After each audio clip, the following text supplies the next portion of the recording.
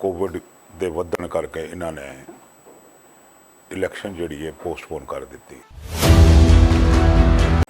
ਵੀ ਚੋਣ ਦੀ ਡੇਟ ਜਿਹੜੀ ਹੈ ਇਹ 18 ਜੁਲਾਈ ਨੂੰ ਪੱਕੀ ਆ ਗਈ। ਜਿਨ੍ਹਾਂ ਪਾਰਟੀਆਂ ਨੂੰ ਪਤਾ ਸੀ ਵੀ ਇਲੈਕਸ਼ਨ ਨਹੀਂ ਹੋਣੀ ਉਹ ਇਲੈਕਸ਼ਨ ਮੋਡ ਵਿੱਚ ਨਹੀਂ ਆਏ। ਇਲੈਕਸ਼ਨ ਮੋਡ ਦੇ ਵਿੱਚ ਸਿਰਸਾ ਬਿਲਕੁਲ ਨਹੀਂ ਆਇਆ। ਇਹ इनडेफिनेटली पोस्टपोन करती है कि जब पेंडेमिक ख़त्म होएगा, रब जाने पेंडेमिक कद ख़त्म होएगा कद नहीं ख़त्म होएगा। कल इन्हां हालातां दे विच कारपोरेशन की चोण होंदी है तो तुहाडा की रवैया होएगा? इलैक्शन कैंसल करोगे? कहना वो कैसे कैंसल हो सकती है?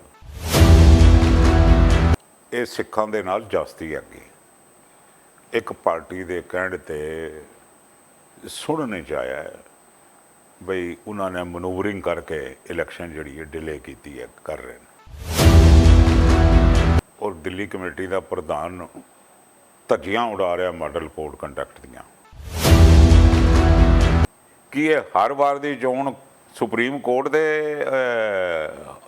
हुक्म नाल होएगी।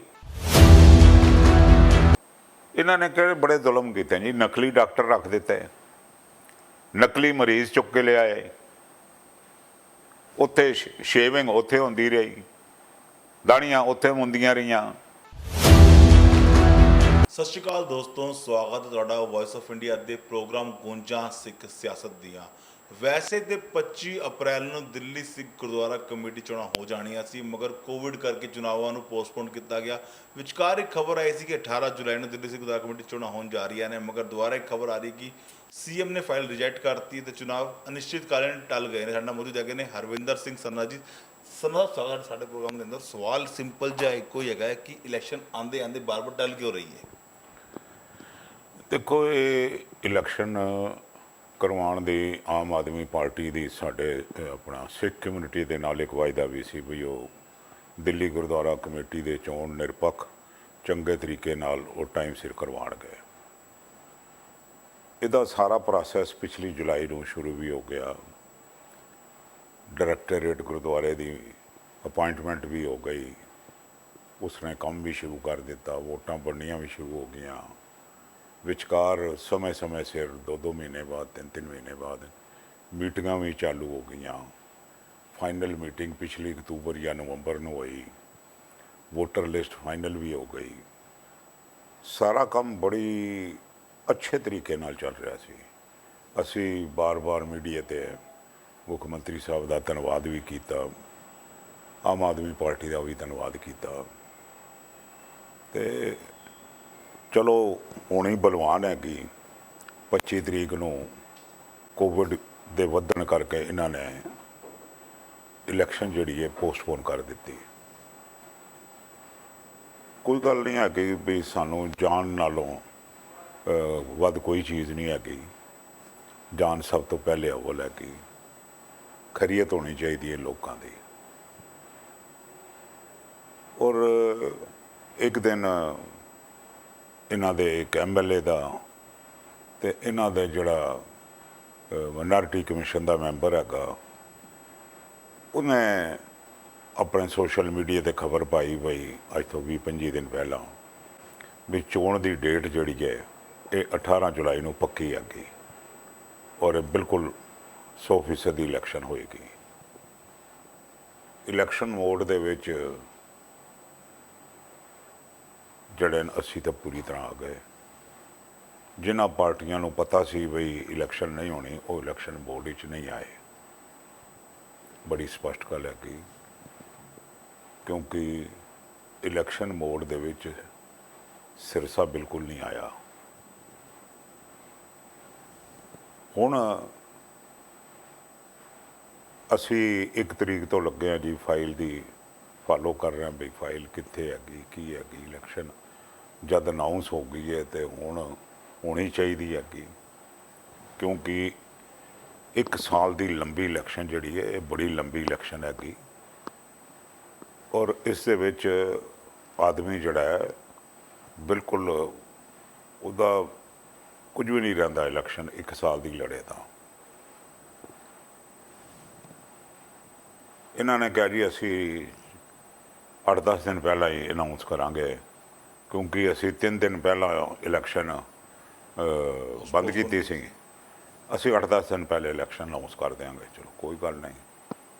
ਯੱਕ ਕੱਲ ਖਬਰ ਆਈ ਹੈ ਜੀ, ਮੁੱਖ ਮੰਤਰੀ ਸਾਹਿਬ ਨੇ ਜਿਹੜੀ ਇਲੈਕਸ਼ਨ ਹੈਗੀ ਇਹ ਇਨਡੈਫੀਨਿਟਲੀ ਪੋਸਟਪੋਨ ਕਰਤੀ ਹੈ ਕਿ ਜਦ ਪੈਂਡੈਮਿਕ ਖਤਮ ਹੋਏਗਾ, ਰੱਬ ਜਾਣੇ ਪੈਂਡੈਮਿਕ ਕਦ ਖਤਮ ਹੋਏਗਾ, ਕਦ ਨਹੀਂ ਖਤਮ ਹੋਏਗਾ। ਮੈਂ ਨਾਂ ਨਹੀਂ ਲੈਣਾ, ਇੱਕ MLA ਨੂੰ ਪੁੱਛਿਆ ਸੀ, ਮੈਂ ਕਿਹਾ ਭਾਈ ਤੁਸੀਂ ਜੇ ਕੱਲ੍ਹ ਇਹਨਾਂ ਹਾਲਾਤਾਂ ਦੇ ਵਿੱਚ ਕਾਰਪੋਰੇਸ਼ਨ ਦੀ ਚੋਣ ਹੁੰਦੀ ਹੈ ਤੇ ਤੁਹਾਡਾ ਕੀ ਰਵੱਈਆ ਹੋਏਗਾ? ਇਲੈਕਸ਼ਨ ਕੈਂਸਲ ਕਰੋਗੇ? ਕਹਿੰਦਾ ਉਹ ਕੈਸੇ ਕੈਂਸਲ ਹੋ ਸਕਦੀ ਹੈ। ਮੈਂ ਕਿਹਾ ਜੇ ਉਹ ਨਹੀਂ ਕੈਂਸਲ ਹੋ ਸਕਦੀ ਤੇ ਇਹ ਕਿਉਂ ਕੈਂਸਲ ਹੋ ਰਹੀ ਹੈ? ਕਿ ਇਸ ਕਰਕੇ ਬਈ ਸਿੱਖਾਂ ਦੀ ਸਰਕਾਰ ਦੇ ਵਿੱਚ ਸੇ ਘੱਟ ਹੈਗੀ। ਦੇਖੋ ਇਹ ਸਿੱਖਾਂ ਦੇ ਨਾਲ ਜਾਸਤੀ ਹੈਗੀ। ਇੱਕ ਪਾਰਟੀ ਦੇ ਕਹਿਣ 'ਤੇ ਸੁਣ ਨਹੀਂ ਜਾਇਆ ਬਈ ਉਹਨਾਂ ਨੇ ਮਨੂਵਰਿੰਗ ਕਰਕੇ ਇਲੈਕਸ਼ਨ ਜਿਹੜੀ ਹੈ ਡਿਲੇ ਕੀਤੀ ਹੈ, ਕਰ ਰਹੇ ਨੇ, ਕਿਉਂਕਿ ਸਪਸ਼ਟ ਹੈਗੀ ਬਈ ਇਲੈਕਸ਼ਨ ਦੇ ਵਿੱਚ ਬਾਦਲਾਂ ਦੀ ਪੋਜੀਸ਼ਨ ਜਿਹੜੀ ਹੈ ਬੜੀ ਖਰਾਬ ਹੈਗੀ, ਬਹੁਤ ਜ਼ਿਆਦਾ ਪੋਜੀਸ਼ਨ ਖਰਾਬ ਹੈ। ਲੋਕਾਂ ਦੇ ਵਿੱਚ ਬੜਾ ਗੁੱਸਾ ਹੈਗਾ। ਮੈਂ ਤੁਹਾਡੇ ਮਾਧਿਅਮ ਰਾਹੀਂ ਸਰਕਾਰ ਨੂੰ, ਮੁੱਖ ਮੰਤਰੀ ਸਾਹਿਬ ਨੂੰ ਬੇਨਤੀ ਕਰਨੀ ਚਾਹੁੰਦਾ ਬਈ ਇਸ ਵਕਤ ਦਿੱਲੀ ਦੇ ਗੁਰਦੁਆਰਿਆਂ ਦੇ ਵਿੱਚ ਨਾ ਤਾਂ ਤੁਸੀਂ ਸੁਣਾਈ ਕਰ ਰਹੇ ਹੋ, ਮਾਡਲ ਕੋਡ ਆਫ ਕੰਡਕਟ ਲੱਗਿਆ ਹੋਇਆ ਹੈ, ਔਰ ਦਿੱਲੀ ਕਮੇਟੀ ਦਾ ਪ੍ਰਧਾਨ ਧੱਜੀਆਂ ਉਡਾ ਰਿਹਾ ਮਾਡਲ ਕੋਡ ਕੰਡਕਟ ਦੀਆਂ ਧੱਜੀਆਂ। ਅਪਾਇੰਟਮੈਂਟਸ ਹੋ ਰਹੀਆਂ ਨੇ, ਮੈਂ ਕਹਿੰਦਾ ਜੀ ਧੱਜੀਆਂ ਉੱਡ ਰਹੀਆਂ ਨੇ। ਇਸ ਤਰ੍ਹਾਂ ਲੱਗਦਾ ਜਿਵੇਂ ਕਾਨੂੰਨ ਨਾਂ ਦੀ ਕੋਈ ਚੀਜ਼ ਹੀ ਕੋਈ ਨਹੀਂ। ਹਸਪਤਾਲ ਦਾ ਕੋਈ ਸਾਨੂੰ ਪਤਾ ਹੀ ਕੋਈ ਨਹੀਂ, ਕੋਈ ਕਿਸੇ ਨੇ ਪਰਮਿਸ਼ਨ ਲਈ ਹੈ, ਕਿਸੇ ਨੇ ਕੋਈ NOC ਲਿਆ ਹੋਇਆ ਹੈ, ਕੋਈ ਮਿਊਨਿਸਪਲ ਕਾਰਪੋਰੇਸ਼ਨ ਤੋਂ, ਕੋਈ ਸਰਕਾਰ ਤੋਂ, ਕੋਈ ਸੈਂਟਰ ਤੋਂ, ਕੋਈ ਹੈਲਥ ਮਿਨਿਸਟਰੀ ਤੋਂ NOC ਲਿਆ, ਕੁਛ ਵੀ ਨਹੀਂ ਲਿਆ ਹੋਇਆ। ਪਿਛਲੇ ਜਿਹੜੇ ਕੋਵਿਡ ਸੈਂਟਰ ਖੋਲ੍ਹੇ ਨੇ ਉਹਨਾਂ ਦਾ ਵੀ ਕੁਝ ਨਹੀਂ ਲਿਆ ਹੋਇਆ। ਜੇ ਤੁਸੀਂ ਕਾਨੂੰਨ ਦੀਆਂ ਧੱਜੀਆਂ ਉਡਵਾਉਣੀਆਂ ਨੇ, ਤੁਸੀਂ ਦੇਖੋ ਕਿਹੋ ਜਿਹਾ ਫਸਾ ਰਹੇ ਨੇ ਸਿੱਖਾਂ ਨੂੰ। ਇਲੈਕਸ਼ਨ ਅਨਾਉਂਸ ਕਰ ਦਿੱਤੀ, ਉਹਨਾਂ ਦਾ ਟੈਨਿਓਰ ਪੂਰਾ ਹੋ ਚੁੱਕਾ ਹੈ, ਬਾਦਲਾਂ ਦਾ ਟੈਨਿਓਰ ਪੂਰਿਆਂ ਹੋਇਆ ਅੱਜ ਸਮਝ ਲਓ ਜੀ 5 ਮਹੀਨੇ ਹੋ ਚੁੱਕਾ ਹੈ। ਐਗਜ਼ੈਕਟਿਵ ਦੀ ਚੋਣ ਹੋ ਨਹੀਂ ਸਕਦੀ ਕਿਉਂਕਿ ਇਲੈਕਸ਼ਨ ਅਨਾਉਂਸ ਹੋਈ ਹੈ, ਮਾਡਲ ਕੋਡ ਆਫ ਕੰਡਕਟ ਲੱਗਾ ਹੋਇਆ ਹੈ। ਨਵੀਂ ਚੋਣ ਇਹ ਕਰਵਾਉਣ ਨੂੰ ਤਿਆਰ ਨਹੀਂ।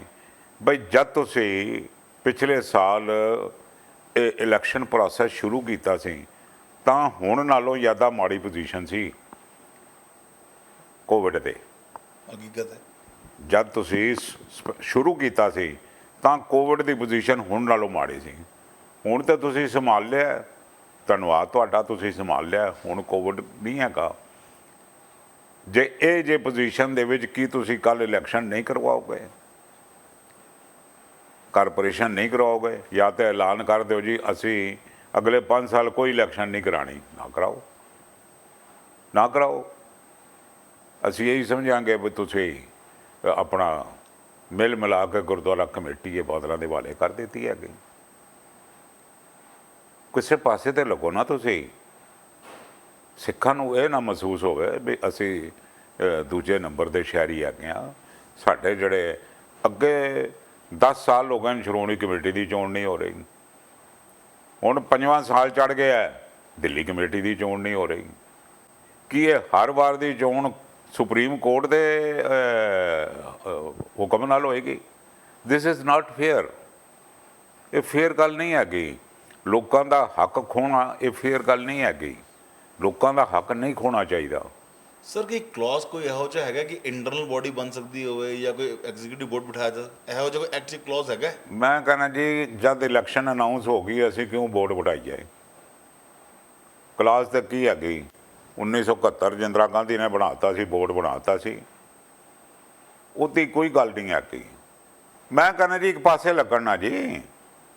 ਜੇ ਸਮਝਦੇ ਨੇ ਵੀ ਅਸੀਂ ਸਮੁੱਲਾ ਹੀ ਕਬਜ਼ਾ ਕਰਨਾ ਤਾਂ ਕਰ ਲੈਣ, ਪਰ ਜੇ ਕੋਈ ਇੱਕ ਐਕਟ ਬਣਿਆ ਹੋਇਆ ਹੈ, ਉਹਦਾ ਟਾਈਮ ਖਤਮ ਹੋ ਗਿਆ, 5 ਮਹੀਨੇ ਉੱਪਰ ਹੋ ਚੁੱਕਾ ਹੈ ਨਾ, ਉਹ ਮਾਡਲ ਕੋਡ ਆਫ ਕੰਡਕਟ ਤੁਸੀਂ ਲਾਗੂ ਕੀਤਾ ਹੋਇਆ 31 ਮਾਰਚ ਦਾ।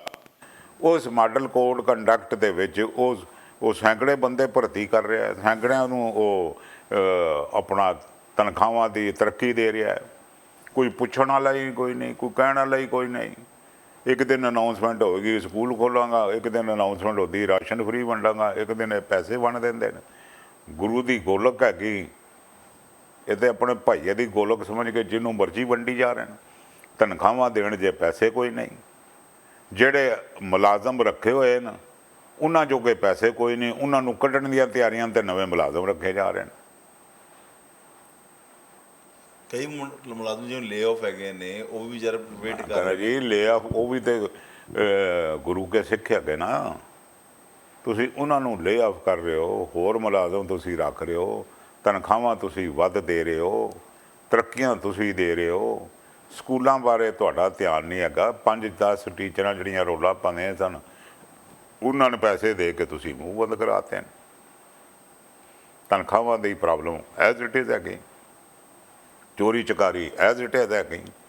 ਇਹ ਤਾਂ ਦਾਗ ਤੁਹਾਡੇ ਹੱਥੋਂ ਮੱਥੇ ਤੋਂ ਲੱਥਾ ਹੀ ਕੋਈ ਨਹੀਂ ਵੀ ਤੁਸੀਂ ਚੋਰ ਨਹੀਂ ਹੈਗੇ। ਸਰ ਕੱਲ ਇੱਕ ਖਬਰ ਹੋ ਰਹੀ ਸੀ, ਜਿਹੜਾ ਇਹਨਾਂ ਨੇ ਕੋਵਿਡ ਕੇਅਰ ਸੈਂਟਰ ਸ਼ੁਰੂ ਕੀਤਾ ਸੀ, ਉਹਨਾਂ ਦੇ ਜਿਹੜੇ EMPLOYEES ਕੰਮ ਕਰ ਰਹੇ ਸੀ ਕੱਲ ਧਰਨੇ 'ਚ ਬੈਨ ਆ ਗਏ ਸੀ। ਧਰਨਾ ਲਗਾਤਾ ਸੀ ਉਹਨਾਂ ਨੇ, ਬਸ ਵਿਚਕਾਰ ਕੁਝ ਲੋਕਾਂ ਨੇ ਪੈ ਕੇ ਉਹਨੂੰ ਰੁਕਵਾਤਾ। ਉਹਨਾਂ ਨੂੰ ਨਹੀਂ ਤਨਖਾਹ ਮਿਲੀ, 2 ਮਹੀਨੇ 15 ਦਿਨ ਤਨਖਾਹ ਨਹੀਂ। ਜਿਹੜਾ ਮੈਂ ਕਹਿੰਦਾ ਜੀ ਉਹਨਾਂ ਨੂੰ ਕਿਉਂ ਨਹੀਂ ਤੁਸੀਂ ਕਿਸੇ ਕੋਲ ਕੰਮ ਕਰਾਓ, ਕਿਉਂ ਨਾ ਪੈਸੇ ਦਿਓ। ਉਹਨਾਂ ਗਰੀਬਾਂ ਨੇ ਆਪਣੀ ਜਾਨ ਤੇ ਖੇਡ ਕੇ ਇਹਨਾਂ ਨੇ ਕਿਹੜੇ ਬੜੇ ਜ਼ੁਲਮ ਕੀਤੇ ਜੀ। ਨਕਲੀ ਡਾਕਟਰ ਰੱਖ ਦਿੱਤੇ, ਨਕਲੀ ਮਰੀਜ਼ ਚੁੱਕ ਕੇ ਲਿਆਏ, ਉੱਥੇ ਸ਼ੇਵਿੰਗ ਉੱਥੇ ਹੁੰਦੀ ਰਹੀ, ਦਾੜੀਆਂ ਉੱਥੇ ਹੁੰਦੀਆਂ ਰਹੀਆਂ। ਕੋਈ ਧਰਮ ਦਾ ਕੰਮ ਰਹਿਣ ਦਿੱਤਾ ਇਹਨਾਂ ਨੇ? ਕੋਈ ਉੱਥੇ ਕੋਵਿਡ ਸੈਂਟਰ ਖੋਲ੍ਹ ਕੇ, ਇੱਕ ਗੁਰਦੁਆਰਾ ਰਕਾਬਗੰਜ ਕੋਈ ਕੋਵਿਡ ਸੈਂਟਰ ਦੀ ਜਗ੍ਹਾ ਹੈਗੀ ਕਿ ਲੋਕਾਂ ਦੀ ਭਗਤੀ ਦਾ ਇੱਕ ਸੋਮਾ ਹੈਗਾ ਹੈ ਜਿੱਥੋਂ ਜਾ ਕੇ ਲੋਕੀ ਆਸ਼ੀਰਵਾਦ ਲੈਂਦੇ ਨੇ। ਗੁਰੂ ਤੇਗ ਬਹਾਦਰ ਸਾਹਿਬ ਦਾ ਐਡਾ ਵੱਡਾ ਸਥਾਨ ਹੈ, ਤੁਸੀਂ ਉਸ ਸਥਾਨ ਦੇ ਵਿੱਚ ਕੋਵਿਡ ਦਾ ਭਰਮਾਰ ਕਰ ਦਿੱਤੀ।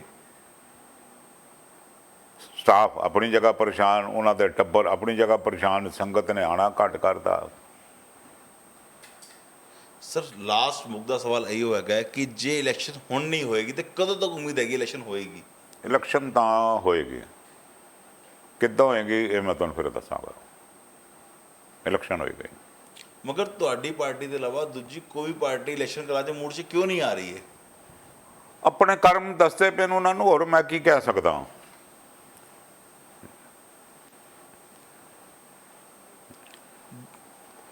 ਹਰਵਿੰਦਰ ਸਿੰਘ ਸਰਨਾ ਜੀ ਨੇ ਜਿਹੜੀ ਚੁੱਪੀ ਹੈਗੀ ਹੈ ਬੜੀ ਗੱਲ ਬਿਆਨ ਕਰਦੀ ਹੈ ਕਿ ਸਟਾਫ ਪਰੇਸ਼ਾਨ ਹੈਗਾ, ਕਮੇਟੀ ਦੇ ਕੰਮ ਸੁਚਾਰੂ ਨਹੀਂ ਚੱਲਦੇ ਪਾ ਰਹੇ ਨੇ। ਉਸ ਤੋਂ ਬਾਵਜੂਦ ਵੀ 5 ਮਹੀਨੇ ਉੱਤੇ ਲੰਘ ਜਾਣ ਤੋਂ ਬਾਅਦ ਦਿੱਲੀ ਸਿੱਖ ਗੁਰਦੁਆਰਾ ਕਮੇਟੀ ਚੋਣਾਂ ਨਹੀਂ ਹੋ ਰਹੀਆਂ ਨੇ, ਬਾਰ-ਬਾਰ ਟਾਲੇ ਜਾ ਰਿਹਾ। ਇੱਕ ਗੱਲ ਸੰਗਤ ਜੀ ਧਿਆਨ ਦੇਣ ਜੋਗੀ ਹੈਗੀ ਹੈ ਕਿ ਇਲੈਕਸ਼ਨ ਨੂੰ ਬਾਰ-ਬਾਰ ਔਨ ਆਫ ਕਰਨ ਦੇ ਨਾਲ ਵੋਟਰਸ ਦਾ ਰੁਝਾਨ ਵੀ ਘਟਦਾ ਹੈ। ਦੇਖਦੇ ਰਹੋ ਵੌਇਸ ਆਫ ਇੰਡੀਆ ਤੇ ਸੋਚੋ ਕਿ ਇਲੈਕਸ਼ਨ ਕਿਉਂ ਨਹੀਂ ਹੋ ਪਾ ਰਹੀ ਹੈ। ਵਾਹਿਗੁਰੂ ਖਾਲਸਾ, ਵਾਹਿਗੁਰੂ ਜੀ ਦੀ ਫਤਿਹ। ਵਾਹਿਗੁਰੂ।